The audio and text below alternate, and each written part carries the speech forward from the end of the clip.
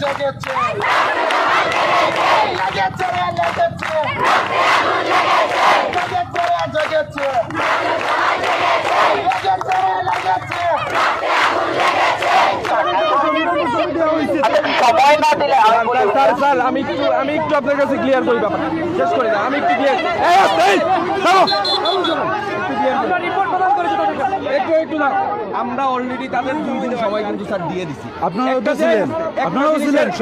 একটা জিনিসের তদন্ত করতে স্যার 14 দিন সময় কখনোই লাগে না তাদের যে ব্যাপারগুলো এতগুলা স্টুডেন্ট সমস্যা কি এই জিনিসটা 2 ঘন্টার মধ্যে স্যার এগুলোর সমাধান হয় তারা এগুলো 2 ঘন্টার ভিতরে তারা এগুলো ডিলে করতেছে স্যার আমাদের আন্দোলনকে বানচাল করার জন্য আমরা এটা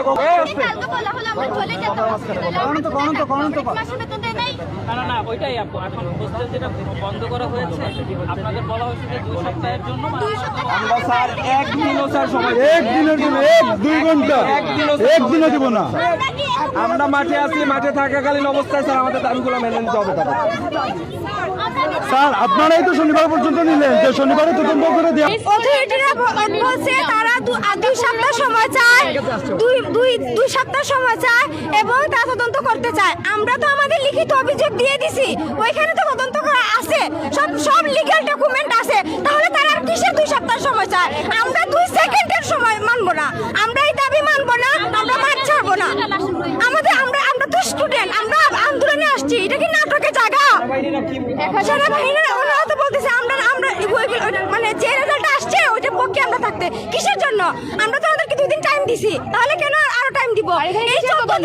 এই যে 14 দিন যে আমাদের উপর কোনো হামলা হবে না বা আমাদের কোনো হ্যারাসমেন্ট করা হবে না তার কি গ্যারান্টি আছে আমাদের ফাইনাল পরীক্ষায় এই 2 দিন সময়ের মধ্যে মেয়েদেরকে হোস্টেলে হ্যারাসমেন্ট করা হয়েছে দেখেন কোন জায়গায় আমি বাহিরে থাকি বাট যারা হোস্টেলে ছিল তাদেরকে রাত 12টার মধ্যে টেক্সট করা হয়েছে তোমরা হোস্টেল ছাড়ো অভিভাবক নিয়ে এসে হোস্টেল ছাড়ো টিচাররা ইনবক্সে মেসেজ দিয়েছেন আমার নিজের কাছে প্রমাণ আছে যে টিচাররা বিভিন্নভাবে আমাদেরকে মেসেজ দিয়ে থ্রেট দিতেছেন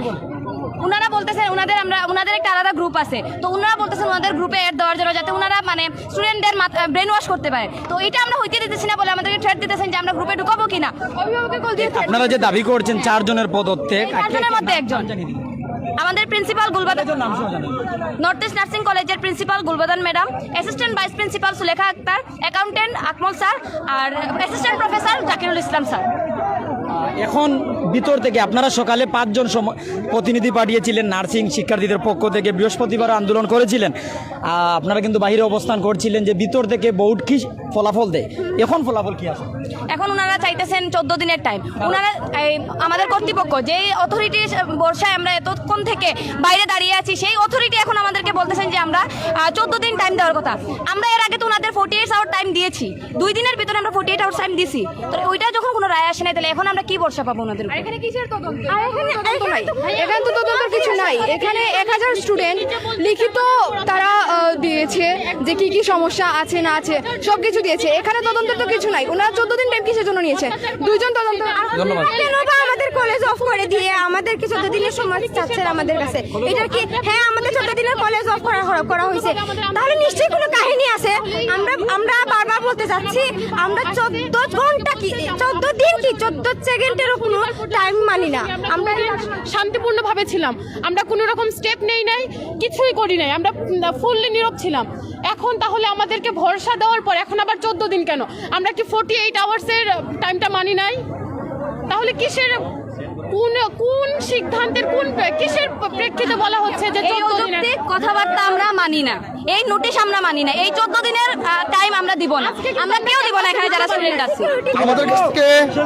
অথরিটি 2 দিনের সময় নিয়েছিল যে আমাদের আজকে শনিবার 11টার দিকে ওরা ডিসিশন নিয়ে আমাদেরকে জানাবে কিন্তু শনিবার 11টা থেকে এখন 2টা বাজে আমাদেরকে এখন জানাইছে যে ওনারা আরো আমাদের কাছ থেকে 14 দিনের সময় চায় তো এই 14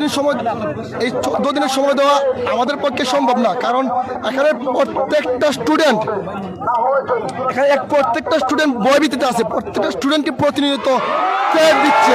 ভয় দেখাচ্ছে তো আমরা কোনো সময় দিতে পারবো না আমাদেরকে যা জানানোর এখনই জানাতে হবে নইলে আমরা পরবর্তী কর্মসূচি ঘোষণা